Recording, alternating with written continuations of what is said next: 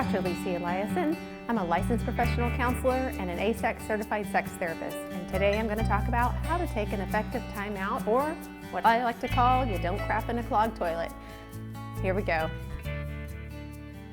Now this is a common timeout, so a common technique I use in the very first session as a couple comes in, maybe for sex therapy or counseling, and often they're in high conflict. They've been fighting about, sex, money, kids, lots of things for a while, and they're trying to figure out how to stop these damaging conversations.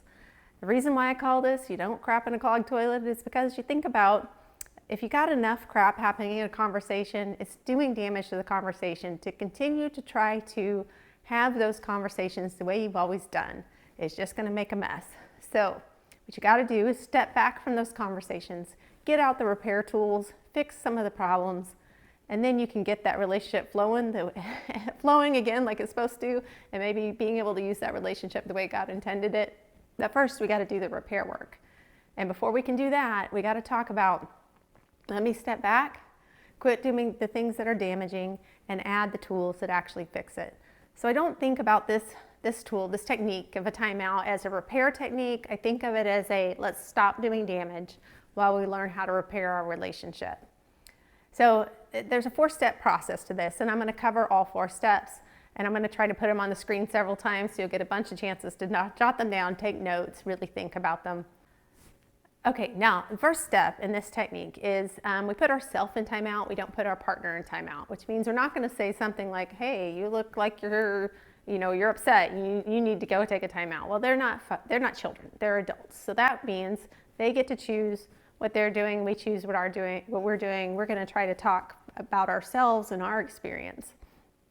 Another important reason for that, and probably one of the most important reasons, is because only we know from looking inward when we're getting flooded with that emotion, possibly overwhelmed by a conversation.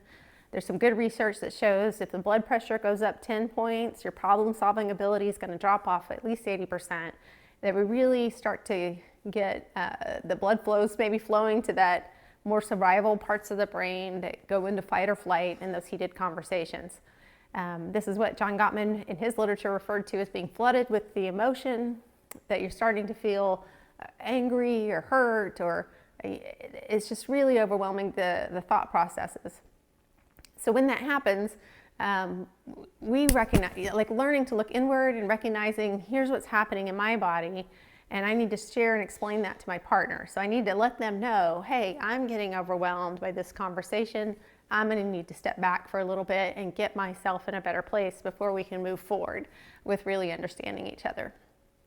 So there's some good research that shows once that blood pressure goes up, your visual acuity narrows, your auditory, the listening acuity starts to narrow. We really become unable to solve problems effectively and to see a diversity of solutions in that moment. If I think of that in terms like I have a lot of Christian-based clients in my office. If I think of that in terms of for a Christian community, what they might say is maybe those heated conversations when conflict has started is when the Holy Ghost leaves. And you're really losing that knowledge that might come from the Lord that would help you understand and see that conversation differently. Which means you're now left with your own brilliant intellect, or even worse, that negative influence, or maybe Satan's influence, however your faith might conceptualize that. But once that enters the conversation, I find that negative influence only has one solution to every problem in family life. Their solution is separating families. That's their goal, is that negative influence is going to want to drive a wedge between you.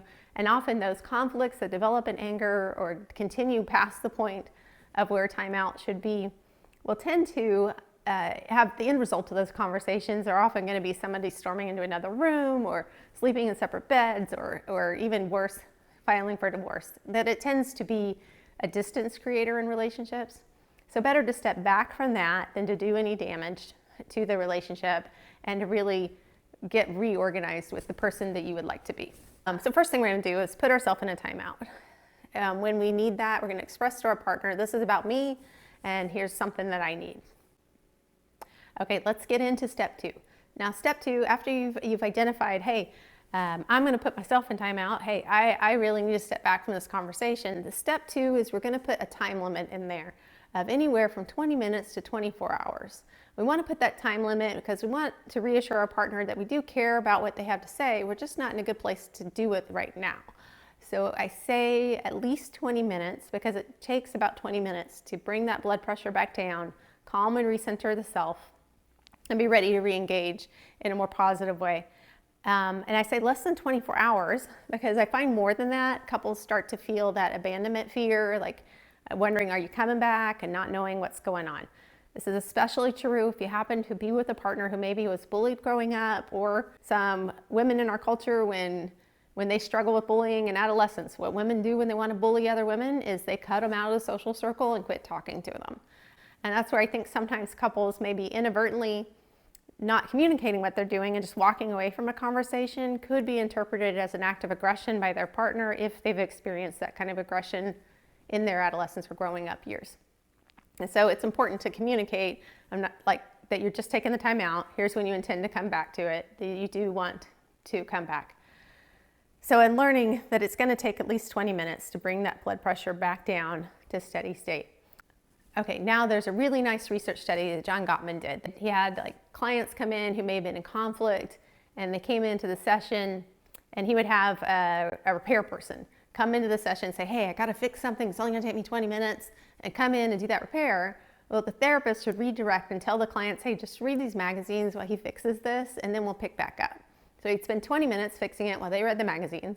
Repair person leaves.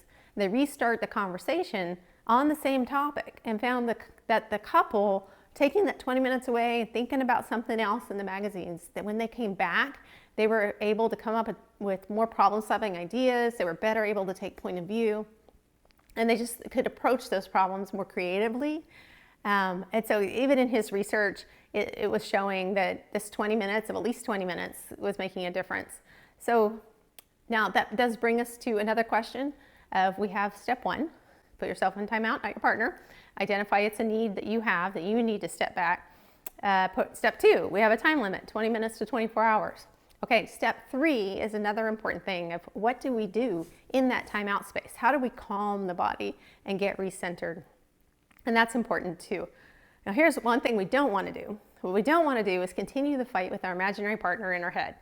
I think of that, like you probably experienced it. The times that maybe you're sitting by yourself and maybe you left the fight or your partner stormed out, but you're still in your head thinking about, here's what I should have said, here's what they think. And that's really a dialogue with what we imagine our partner to think. It's not really a conversation with what they actually think.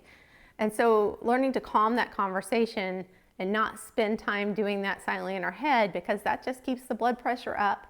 It keeps the fight going. It doesn't solve the problem. So, and we'll talk about another day about how do we manage that internal dialogue. But for today, let's get these 4 steps under our belt.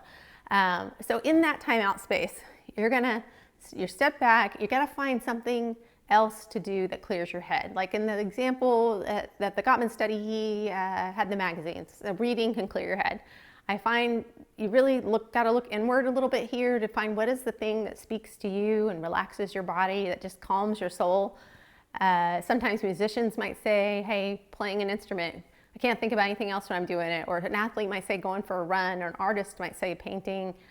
Or I've heard people say taking a shower, or going for a drive, or gardening, or cleaning the house. Like, find the thing that when you're doing it, you're not thinking about all the other worries in your life, that you're just doing that thing.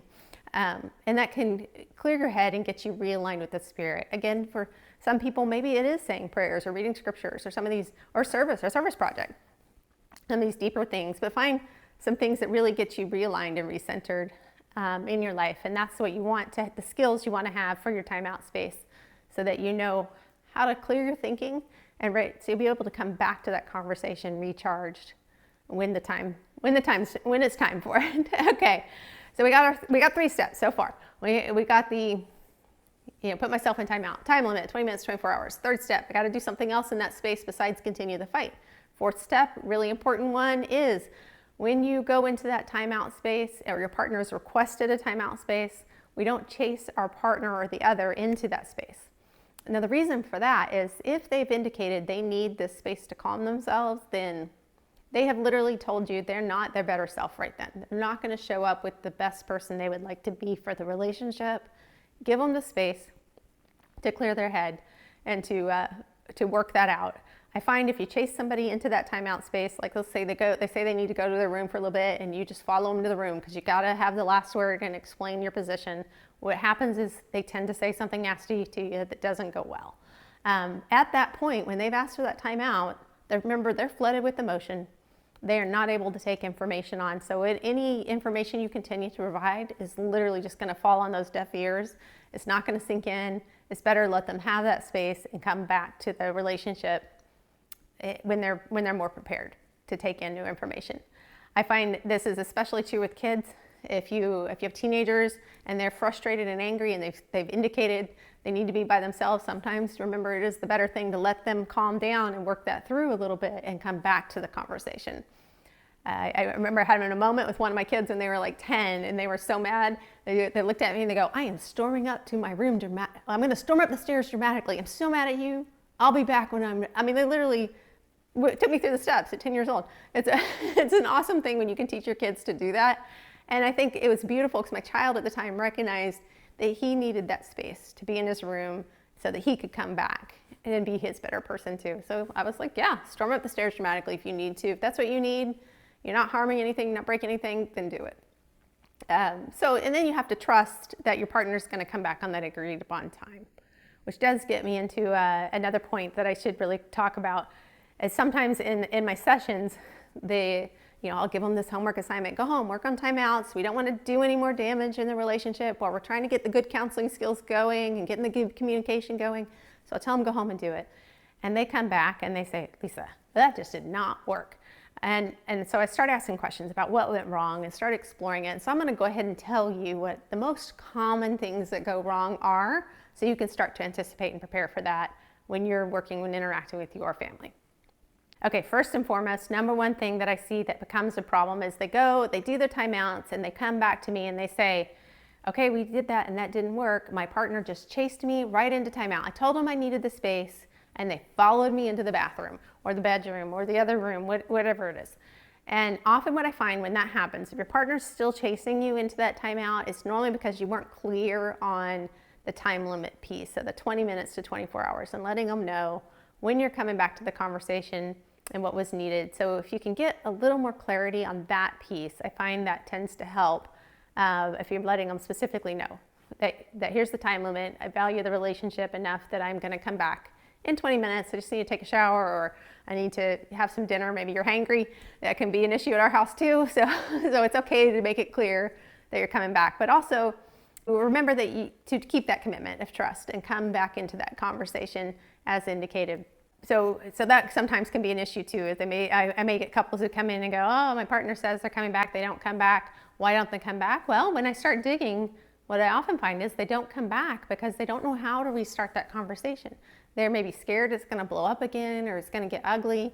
Now, of course, we don't want any abuse issues, and then that's going to be a subject for another day. But sometimes even those conversations may we're just not communicating, and they're not sure how to reopen it with good communication.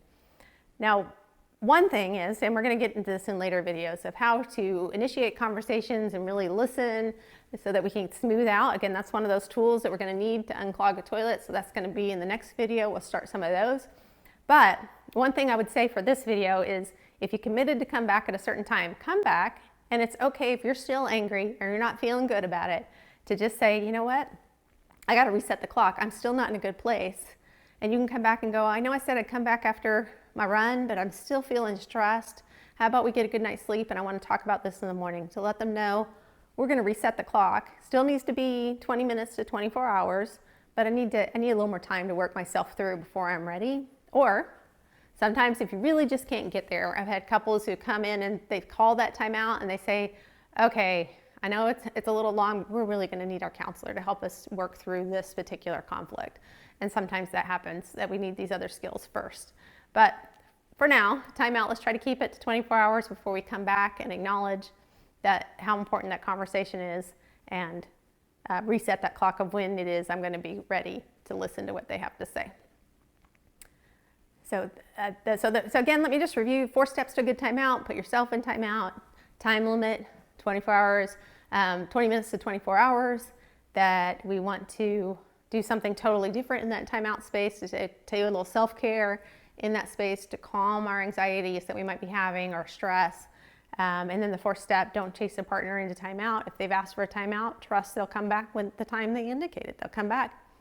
And in that space while you're waiting, you're gonna have to work on some relaxation strategies and how to cope with yourself, and we can get into that in another video too if you'd like to learn more about that.